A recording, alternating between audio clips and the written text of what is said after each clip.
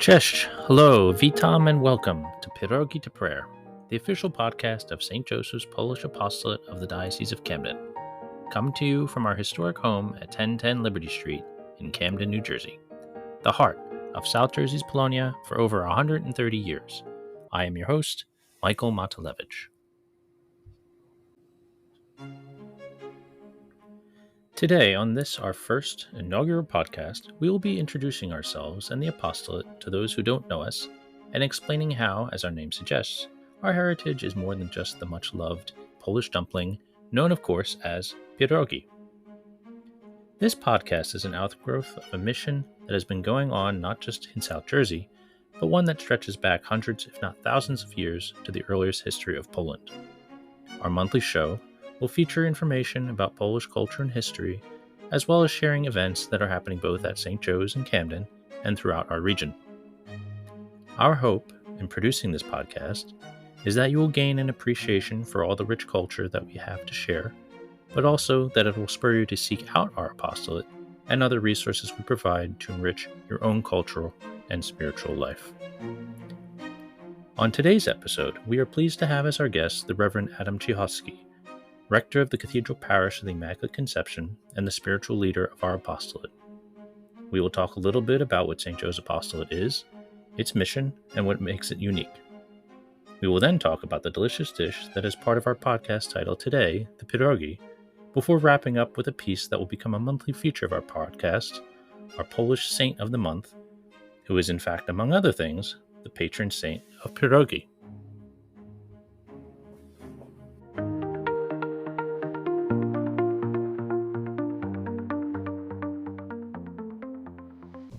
All right, so Father Adam, thank you very much for being here today with us. Yeah, thanks for having me. So it's great to be on the maiden voyage of this podcast. So it's a great time and a great opportunity for us. Yeah, maiden voyage indeed. So I guess we should start out by explaining what exactly an apostolate is, kind of both as it applies to our diocese in particular, the church at large, and how it differentiates from a parish, which most people are probably familiar with. Yeah, we remember the apostles were sent forth to go out and to baptize, to proclaim the good news to all the nations. And we continue that work in many different ways. There's many different apostolates that we're blessed to have in our church. Our church is so diverse and just so big that it covers so many territories and so many different ways of proclaiming the gospel, especially now in our 21st century, to be able to share God's word through many different forms of media.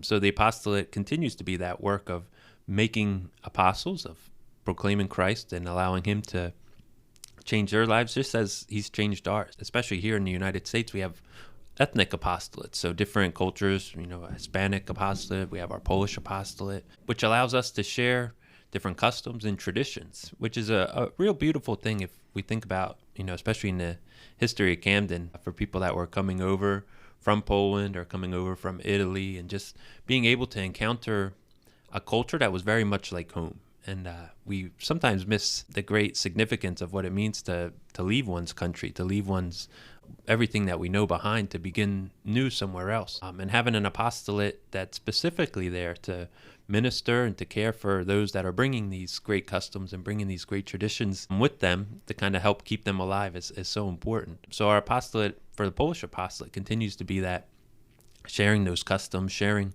the Polish heritage with the Diocese of Camden. And it's just a great way of welcoming others that are still coming here from Poland to be able to celebrate something that will be very similar to them, or something that will seem very familiar to them, to kind of give them that sense of home while building their new home here. It continues that work of just kind of allowing our communities to grow in a lot of different ways.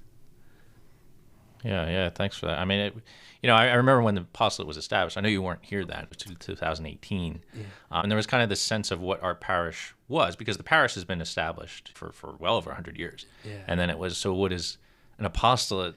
How is that different than a parish? And it was the original language of the parish was just for, I think it was said for people of Polish descent living in the city of Camden. And obviously there had kind of been this diaspora throughout the diocese of I'm pretty sure that a good portion of the Poles in South Jersey or descendants of Poles originated in Camden, but were no longer really living there. So the apostolate was a setup to kind of, like you said, reach out a little bit more throughout the diocese, which is a pretty interesting innovation. Yeah, and to keep those customs alive, just to think of all those traditions that they had back in Poland and those that continue to really survive here, things that I wasn't familiar with growing up. I was definitely coming from more American versus Polish side of things. But the things that I've learned here have been just amazing. Just the way, again, that they've encountered their faith and how they live their faith, and just how strong that those roots are in a lot of ways. And you said it perfectly, that most of the Polish people that I have encountered usually have some connection to St. Joseph Polish, whether it was mom or dad, or grandparent, great-grandparent. Somehow they were affiliated with St. Joseph's Church, where that was a part of their lives, which is really incredible to think about it, that they've moved all throughout New Jersey, all throughout the country, really, after, people started leaving Camden, but that they've always had this connection. They've always been associated with St. Joseph's Polish, which continues to really stand tall, in a lot of different ways, physically, but also, we continue to be a great beacon of hope. And actually, going off of that, so you just mentioned it a little bit, that you were Polish and Polish American and an American. Maybe talk a little bit more about that. Like, you have a Polish surname, so was it a big part of growing up? Was it not? Like, how did that what was your sense of it? Yeah, so in the beginning, it was always, we knew when it was our time in school, because the teachers would have the hardest time of pronouncing our name. So we would wait for our first name, and then you'd hear a pause, and it was like, all right, that's my turn, that they're looking for me. But what really got it started was, being a little kid. John Paul II was Pope at that time, and I remember my mom telling me, well, the Pope's Polish as well. And I said, John Paul? That doesn't sound like a very Polish name.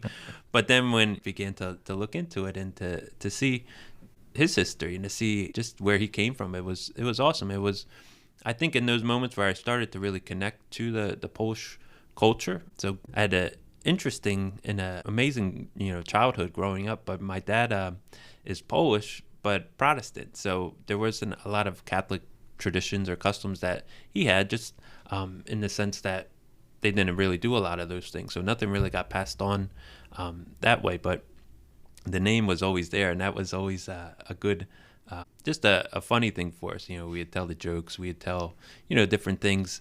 But it was really, I think, when we started to unite it to that Catholic heritage of it, that it started to grow. And we started going to the Little Servant Sisters Polish festivals when they had it.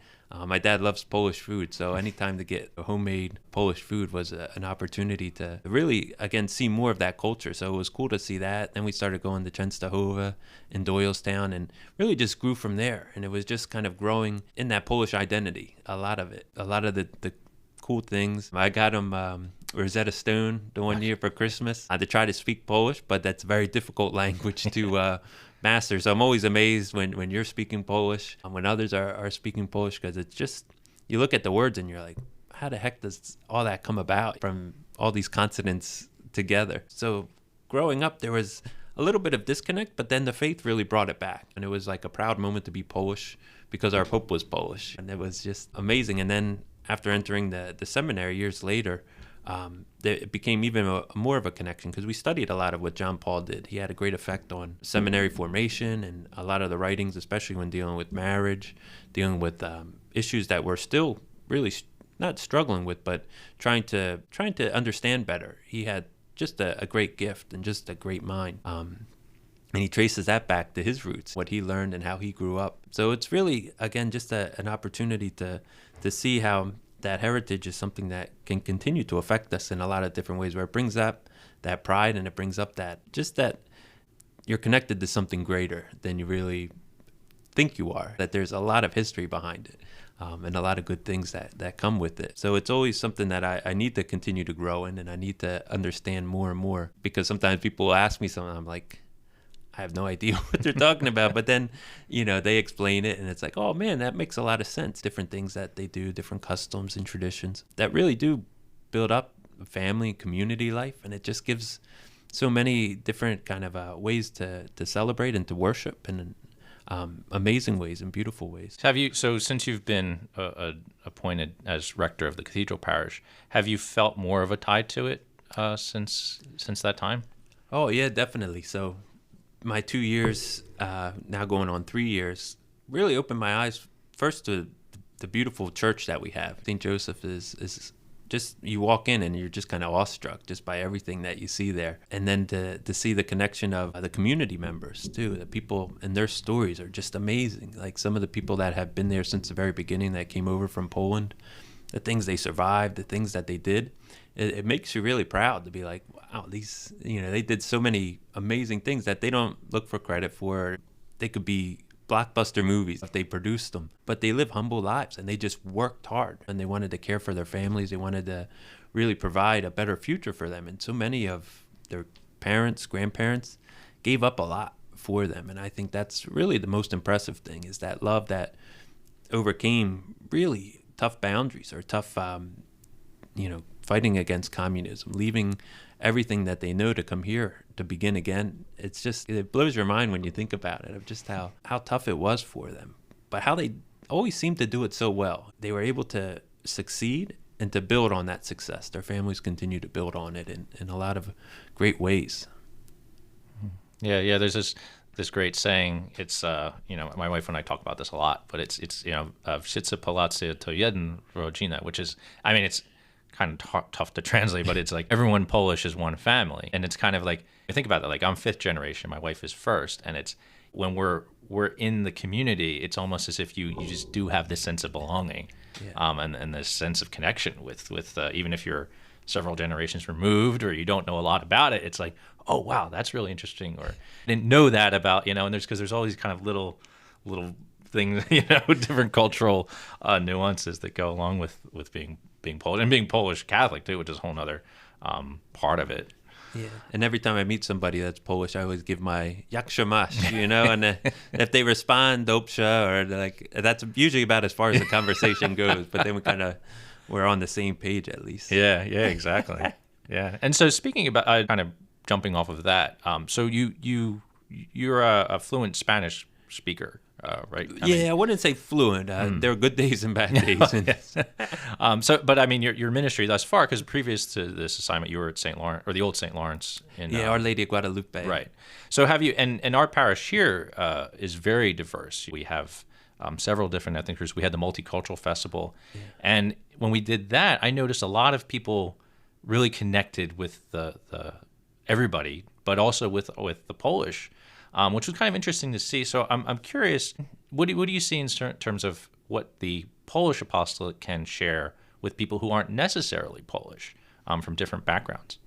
I think the love of dancing, and I remember it was Kasia, I think, that was dancing, and everybody was like cheering her on. Like it was awesome to see, because again, all these different cultures, and that's the one thing where there was a great joy and there was a great just a feeling of that community, of what it's like to support somebody and to really encourage somebody. And having all these different cultures together is a great gift. And everybody brings really something different to the table, which is cool. Some cultures, especially food-wise, they're just amazing, the things that they bring. And the Polish apostolate brings, I think, great food, of course. You can't go wrong with the food, but also a great spirituality. There's almost this great faith, this great dependence on God, that God has seen them through some of the toughest things. And that not only that, but they understand when others are struggling. And I think that's one of the cool things that I've experienced with the Polish apostolate, is this great compassion for the poor, for the immigrants,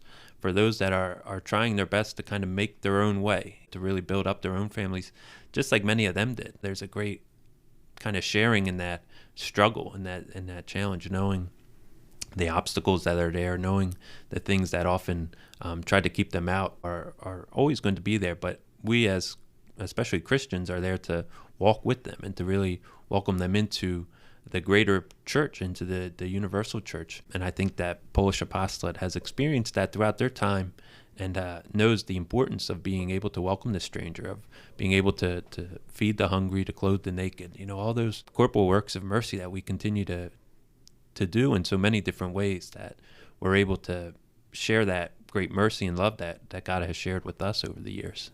Yeah. It's, you mentioned the food draw and pierogi. That's in the title of our podcast and our first cultural topic. It's something that has had this kind of widespread appeal beyond the Polish community. And even, you mentioned Częstochowa, for those who don't know, there's the largest Polish festival in the country, brings in about 25,000 people annually.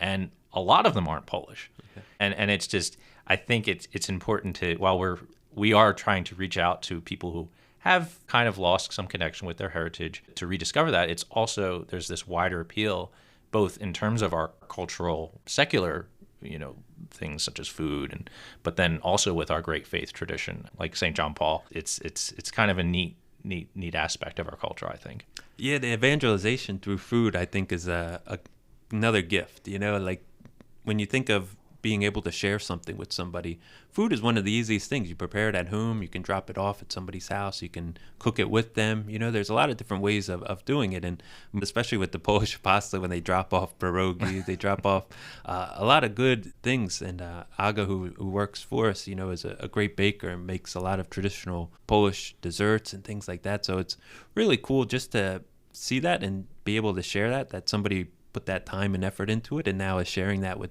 another person. And there's a great pride, I think, too, when it comes to food. Like, try our pierogis, try our desserts, try this as, traditional Polish, and it's like, oh man, there's just a great sense of identity, I think, in the food that we share, and just in how good it is. There's just not only a good taste, but just that we're making somebody else happy. When dropping off this food is like a bonus for so many people, of just being able to share in something that they might have eaten when they grew up, or something that they haven't had in years, and then to have it in a delicious way. It's such pumps you up. So it's really cool just to see how we can evangelize even in those small ways, ways that we don't often think about. And it happens so often with, again, people that drop stuff off for us, for Father Steve and myself, for Brother Mickey, the generosity and the hearts that are opened up for us.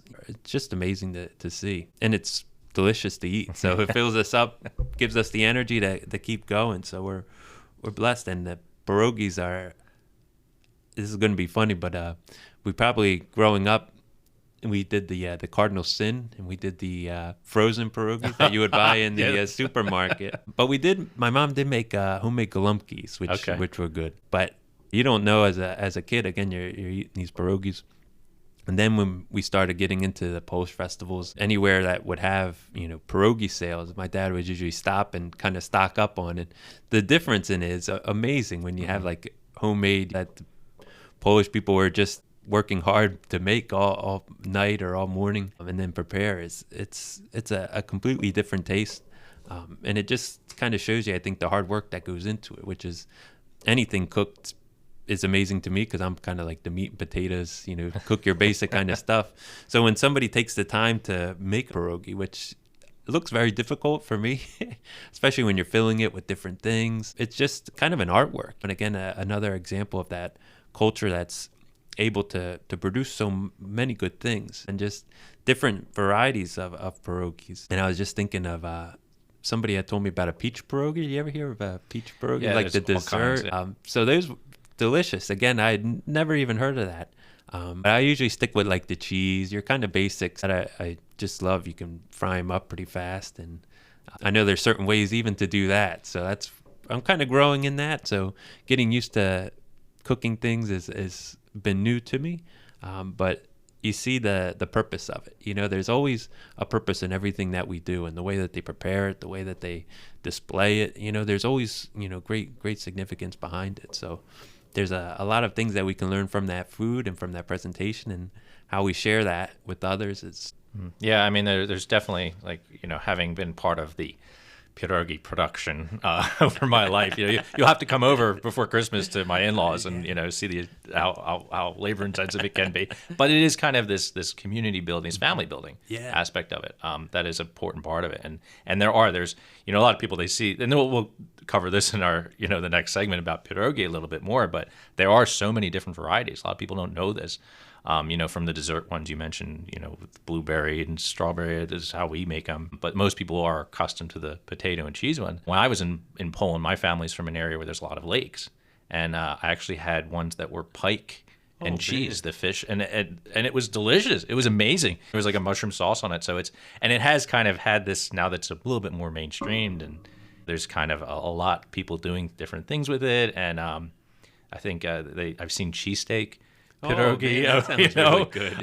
Yeah. There was a place where I used to live in Roxborough that had them, and so it's kind of it's neat to be a part of it, and then that's one of the reasons why we chose pierogi to prayer as our title, was because there's this immediate knowledge. Even though there's gołąbki, you mentioned, there's all kinds of different foods that are made. People know pierogi is Polish. Yeah, that's definite. Definitely. So, what's your favorite kind? Just curious. I like the potato and the cheese are kind of like the basics. And I want to say I've had the cheesesteak ones. I forget where I was at, but I love the basic, just this kind of simple. Especially you get like just a plate full of them, and I could eat those all night, and it's just delicious food that just kind of fills you up, Oh, yeah. It kind of like sticks to you. Yeah. So I've never made one, but it, like you said, it's just more, it's pretty intense, to see the production that goes into it. But it'll be cool to see, and you like just said around Christmas you're gonna take my in-laws. So I guess just kind of in one of my last questions here, I was curious is, so do you have a particular vision for our apostolate? Are there things that we kind of do well? I mean, you kind of mentioned some of them.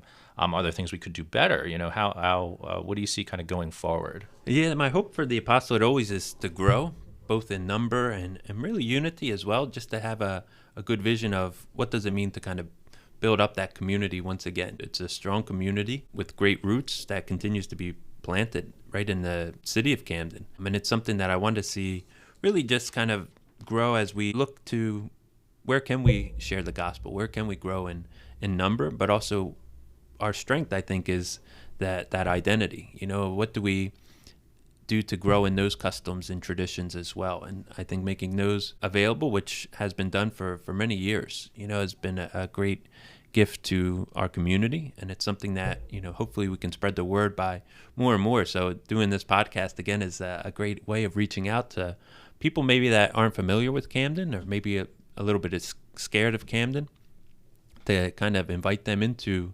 everything that happens there, because it's really an amazing place, and it's something that a lot of people have poured their hearts and souls into and want to continue to do for many years. So between that and then just really focusing too on the power of our faith through the sacraments and through our liturgical celebrations, those are the big moments of our week where we continue to reach so many, and we continue to live stream the Mass there, and we want to build a little bit more in the Polish language. So I know we've been working with the Polish Apostolate to try to incorporate more.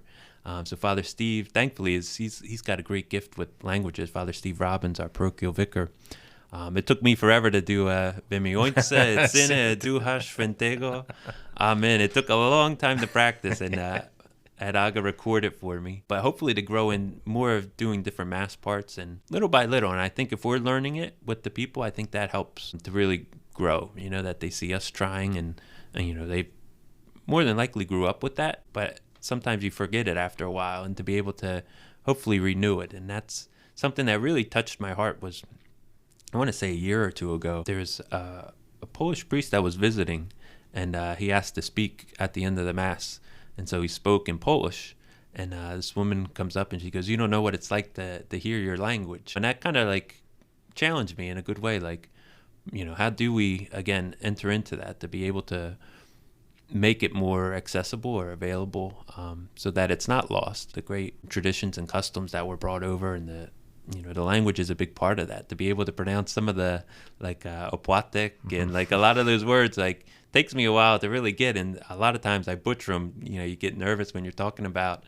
everything in front of a large crowd of people. But all that really, it makes a big difference, and just, the words that we say, but also the things that we do. So being able, just for myself, just to kind of dive more into that Polish culture is important, to see the rich traditions that are there, and the things that we want to continue to grow in, and, things that have sustained, Catholicism, especially in Poland and our time here for centuries, are things that we can still kind of grow in. And I just think of the great devotions, Częstochowa, we have John Paul II, of course, but a lot of great saints like Maximilian Kolbe, who we prayed for his intercession. He was someone that used the radio to proclaim the good news. Just so many like future saints, God willing, that just really touch each part of our lives, as workers, as religious, as husbands, as wives, as moms and dads. There's just,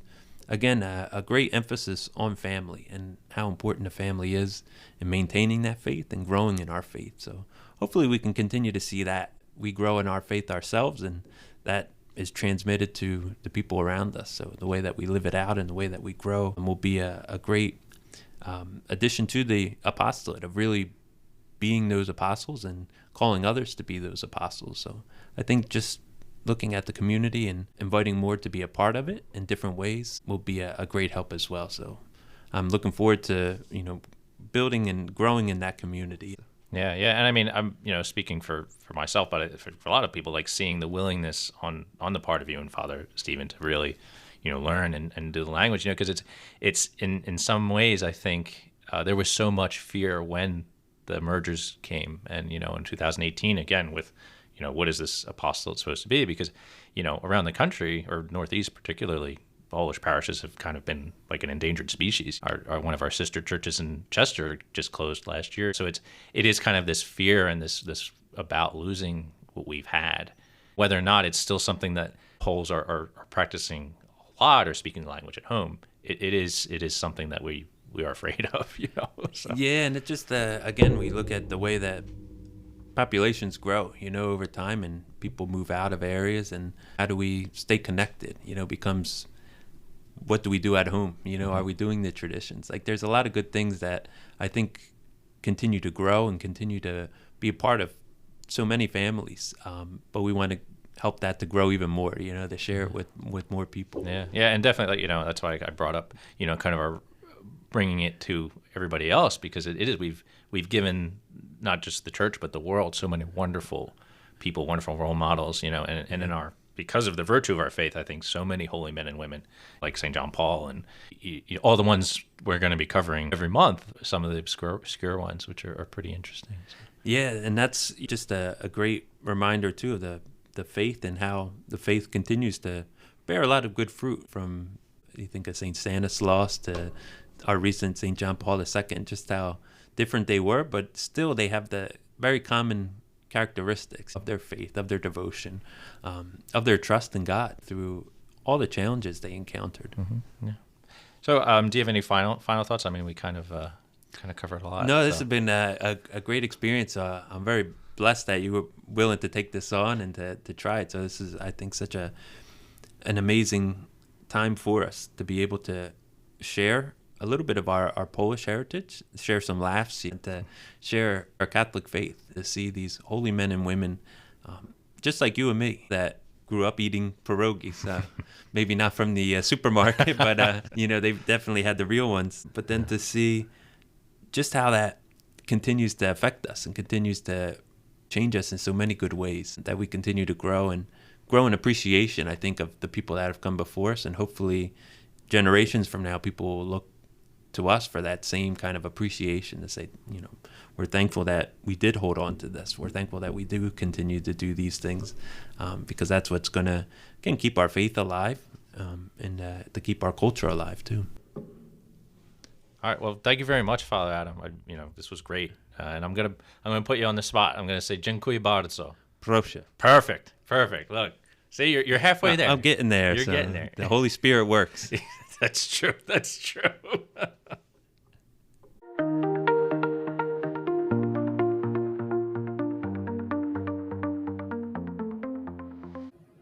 October is a month with many Polish associations.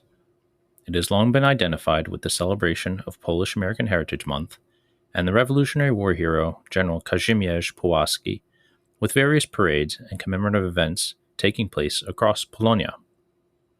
However, October 8th is also National Pierogi Day. Although to limit the celebration of the food to one day would be decidedly un-Polish. The popularity of the dish outside of the Polish community in recent years has led to its mass marketing. Most notably, Mrs. T's is the largest commercial manufacturer of pierogi in the U.S. If you've ever wondered what the T stands for, it is actually for the very Polish surname of Twarczyk. This company is headquartered not far from us in the former coal mining town of Shenandoah, Pennsylvania. While pierogi has a near total association with the Polish culture, it is by no means a monopoly, since most Eastern European countries have a similar version, although known by different names. For instance, Ukrainians call them pierogi, and Russians verniki. So what of the word itself? Pierogi is the plural form of pierog. So if you take anything away from this podcast, remember that there is no such thing as pierogies. Nothing grates on the nerves of Poles more than saying it that way. So why does no one ever say pieróg? Well, the reason seems to be that no one has ever eaten just one, and anyone who is a babcha knows that is a physical impossibility. And what of the word itself? Usually we find it translated as dumpling, yet some linguists agree it is derived from the ancient Slavic word pier, meaning feast, a word that can be traced back as far as the 6th century. So when you are speaking of the word pierogi, think how it is part of a language more ancient than Poland itself. Since the word is ancient, what about the recipe for the dish? How old is it, you ask? Any guesses? Well, as far back as 1682, the first written recipe can be found. But it is generally agreed that the dish made its way to Eastern Europe from Asia sometime in the Middle Ages. So since pierogi is a dumpling, it has to be filled with something, and what is that? Well, the correct answer is, of course, deliciousness. But while this is true, the actual answer is pretty much anything. The popular type you generally see is called pierogi ruskie, and is a combination of potato and cheese. However, you can fill the dough with any amount of combinations. Traditional fillings include farmer's cheese, called twaróg, sauerkraut or cabbage, called kapusta, or meat, mięso. However, just as common are the sweet variety that may contain blueberries or strawberries or other seasonal fruits dusted with sugar. Different regions will also have different varieties based on what was locally available, and over time, different families would develop their own recipes, which will come over to the U.S. during the great tides of immigration that produced many of us here today. Despite its conveyance of food to our stomachs, pierogi also has important cultural significance, with specific types being made for holidays and occasions, most notably the Christmas Eve dinner, Vigilia, which we will discuss more of on our seasonal podcast. They also became a source of cultural unity across the United States as a way of defining Polish areas, with festivals, church fundraisers, and communities within the so-called pierogi pocket in the states of New York, New Jersey, Pennsylvania, Ohio, parts of the Midwest and southern New England, as well as the major cities of Chicago, Detroit, Philadelphia, and New York. Statistically, these areas account for 68% of annual U.S. pierogi consumption. This started with the first documented sale of pierogi in the U.S. in 1928 at the Martin House Tavern in Cleveland. So, I think I'm starting to hear the collective stomach growling of our listeners. Fortunately for us, authentic pierogi are widely available in our area. Closest to us here in Camden is the Polish American Deli in Runnymede, White Eagle Foods in Mount Laurel, and several locations over in Philadelphia, especially in the Port Richmond section. However, the best will always be the ones you make at home. It is always a wonderful family experience and a way of bringing together multiple generations. If you are Polish and you have a babcia or a busha, make sure you learn how she makes them and preserve your own family's unique recipe. If you don't, there are plenty of other recipes available in Polish cookbooks or online, and feel free to drop us a line or consult our social media pages for more information on how to make pierogi yourself and where to find them.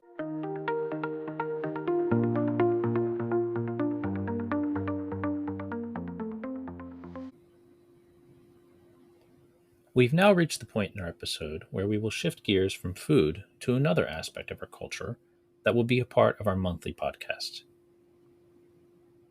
So many of our traditions and culture are inextricably tied to Poland's relationship with the Catholic Church. Beginning with the baptism of Grand Duke Mieszko I in 966, Poland's religion has been a defining aspect of its nationhood. Because of this, Poles have been active in clergy and religious circles, culminating with the election of John Paul II to the papacy in 1979. Yet over the centuries, holy men and women have walked its soil and ministered to its people, but also beyond its borders in an attempt to make the world a better place.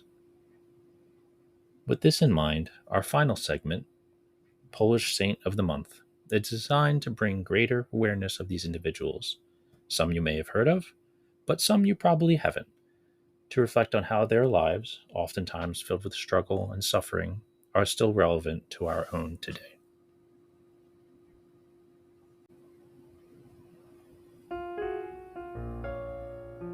Our Polish Saint of the Month is Saint Hyacinth, or in Polish, Święty Jacek. His feast day is August 17th, and he lived from 1185 until August 15th, 1257. His patronages are pierogi, weightlifters, and those in danger of drowning.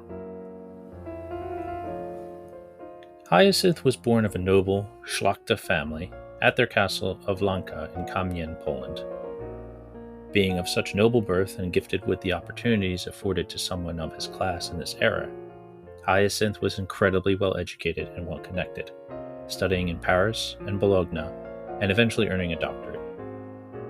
In 1218, he accompanied his uncle, the Bishop of Krakow, on a trip to Rome, which changed his life. While there, he met the famous Dominic, founder of the Order of Preachers, also known as the Dominicans. Thus inspired, he joined the order and set about on an incredible journey of evangelization, earning him the nickname the Apostle of the North. Over the next 35 years, Hyacinth was alleged to have traveled extensively to spread the gospel. Tradition states that after founding Dominican houses in his native Poland and modern Ukraine, he eventually traveled as far as Scandinavia, Greece, Turkey, and even northern China, although this is largely disputed. Numerous legends and miracles are attributed to the saint. In 1240, Kiev was besieged by Mongol forces. As people fled the city, Hyacinth is said to have gone to save the Eucharist from the tabernacle. In a vision, the Blessed Mother asked him to save her too, represented in the form of a large marble statue. Even though it was incredibly heavy, Hyacinth lifted it with ease, and is often depicted in images holding her statue in a ciborium. For this reason, he is also the patron of weightlifters. Another legend holds that while he was visiting the village of Kościelec, a storm destroyed the crops of the town. After entreating the villagers to pray, the crops were miraculously restored, and in gratitude, the people made pierogi, leading to his other patronage of the traditional Polish dumpling. The Polish saying, Święty Jacku z pierogami, translated as Saint Hyacinth and his pierogi, is often invoked to convey frustration or exasperation.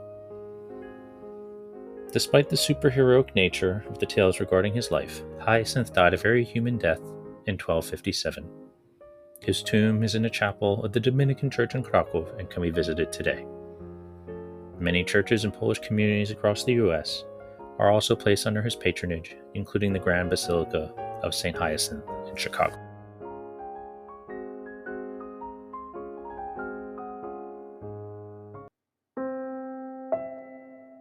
None of us is able to choose the manner and place in which we enter the world.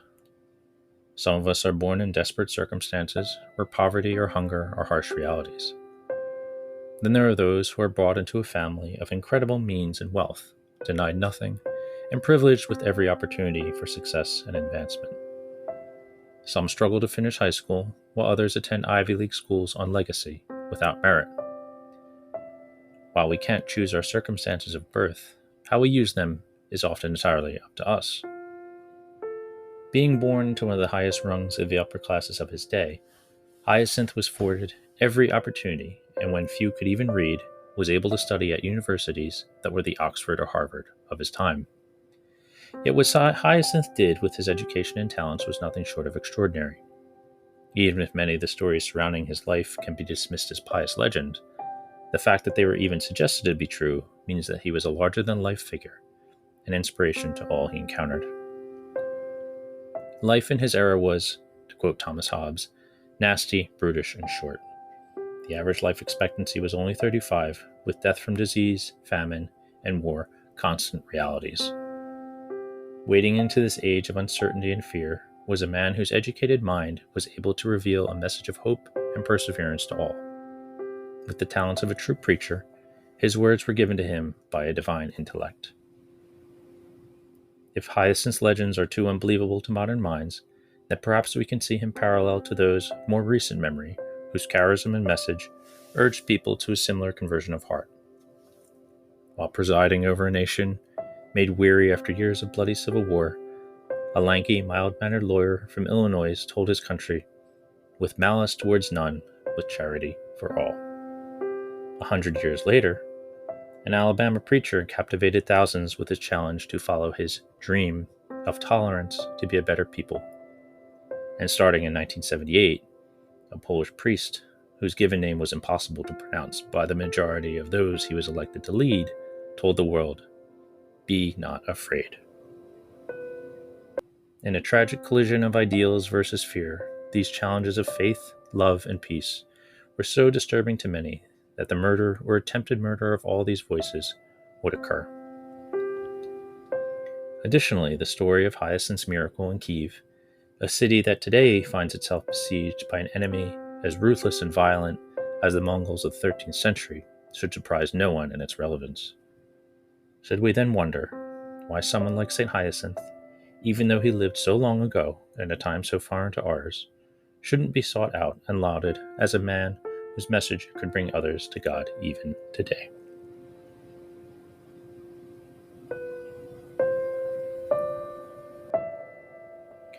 Reflection questions. Reflecting on the place and family I come from, how have I used my opportunities and talents to better help the world? If I feel I haven't, how can I change that starting today?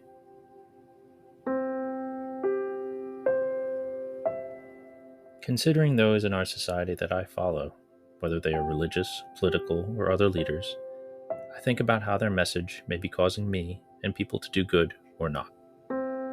Thinking about their words and actions, I ask myself, why do I follow them, and should I still? What voices of tolerance, peace, and hope do we see threatened by forces of hate, division, and violence today?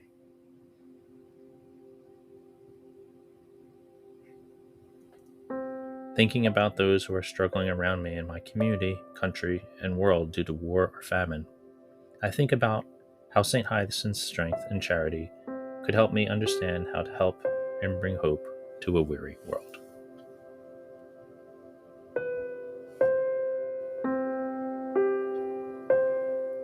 If you would like a chance to see our historic church in person outside of our normal Sunday Mass schedule, you will have an opportunity for a behind-the-scenes look, so to speak, on November the 9th. St. Joseph History Society will be conducting tours of the church starting at 2 p.m. Please email the History Society at stjhistory@yahoo.com to sign up or see the website and bulletin for more information. The mission of our apostolate is to celebrate and share our Polish and Catholic traditions across our South New Jersey diocese and beyond. We do this throughout the year by hosting cultural programs and tours of the historic church, as well as every Sunday at our 10 o'clock bilingual Polish-English Mass with Polish music and associated liturgical traditions. Please follow us at Pierogi to Prayer on Facebook and Instagram. And if you would like, you can kindly leave us a review on whatever podcast platform you listen to. You can also email us at pierogitoprayer@gmail.com. Until next time, saute some pierogi and go sit with the saint. Dziękuję, thank you, and do zobaczenia.